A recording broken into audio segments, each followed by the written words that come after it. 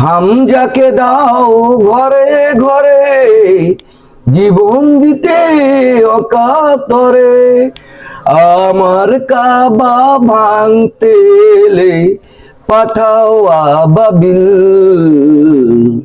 দাও খোদা দাও আমায় আবার ওমর দারাজ দিল। হাই গাইজ, আমি বাবু এস ফালতু কথায় আপনাদের সবাইকে অনেক অনেক শুভেচ্ছা, অভিনন্দন ও ভালোবাসা। আশা করি মোটামুটি আপনারা সবাই ভালো আছেন। আর নির্বাচন কালকে থেকেই নির্বাচনী প্রচারণা শুরু হয়েছে, তো নির্বাচনের গরমে আরামসেই আছেন মনে হয় ল্যাপের ভিতরে। যাই হোক, যে যেখানে আছেন যেভাবে থাকুন, সবাই সুস্থ থাকুন, ভালো থাকুন এবং সাবধানে থাকুন। বর্তমান প্রেক্ষাপট খুবই খারাপ, যেহেতু কোনো কিছু নিয়ে কোনো কিছু বলার দরকার নাই। আপনার যা আছে আপনি নিজের মনের মধ্যে রাখুন। কিন্তু আপনাদের কাছে অনুরোধ একটি, আবারও বলছি অনুরোধ একটি, অবশ্যই ভোট দিতে গেলেন মার্কা যাকে দেন হাঁক সূচকে কিন্তু ভোট দিয়েন ভাই। আপনাদের কাছে অনুরোধ, বিশেষ করে আমাদের যারা সাবস্ক্রাইবার আছেন, যারা দর্শক আছেন এবং যারা আমাদেরকে ভালোবাসেন বা পছন্দ করেন, তাদের প্রতি আমার অনুরোধ এবং দেশবাসীর প্রতি অনুরোধ, যাতে আপনারা হাসু চোখে ভোট দিন।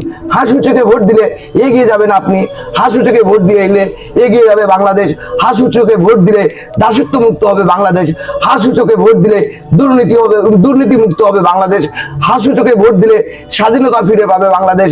হাসু চোখে ভোট দিলে সর্বোপরি সব দিক থেকে বিজয় হবে আমাদের সোনার বাংলার। অবশ্যই হাসু চোখে ভোট দেই। অবশ্যই প্রার্থীর ক্ষেত্রে অবশ্যই আপনার প্রার্থীকে ভালো করে যাচাই বাছাই করে তাকেই ভোট দিন।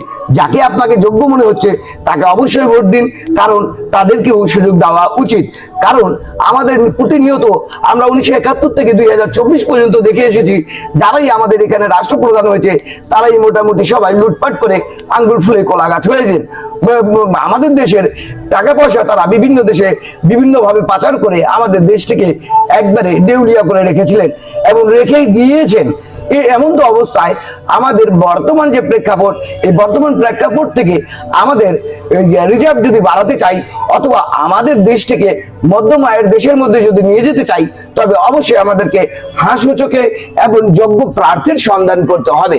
যোগ্য প্রার্থী যতক্ষণ পর্যন্ত বাংলাদেশ ফিরে পাবে না, ততদিন পর্যন্ত বাংলাদেশ নিজে কোমর সোজা হয়ে দাঁড়াতে পাবে না। আর যতদিন পর্যন্ত দাসত্ব মুক্ত হবে না বাংলাদেশ ভারতের দিক থেকে, ততক্ষণ পর্যন্ত ভারত মুক্ত বাংলাদেশ পাবো না। যেমন আমরা ন্যায্য হিস্যার পানি চাই, তিস্তার পানি চাই, কিন্তু আসলে আমরা নদীমাতৃক দেশ, যেখানে আমরা 80% নদী মাতৃক দেশ, সেখানে আমরা পানি শূন্য থাকি হচ্ছে শুকনাকালীন। আর যেহেতু আমাদের দেশ নদীমাতৃক দেশ, সেই হিসাবে আমরা সবসময় পানি আমাদের কাছেই থাকবে।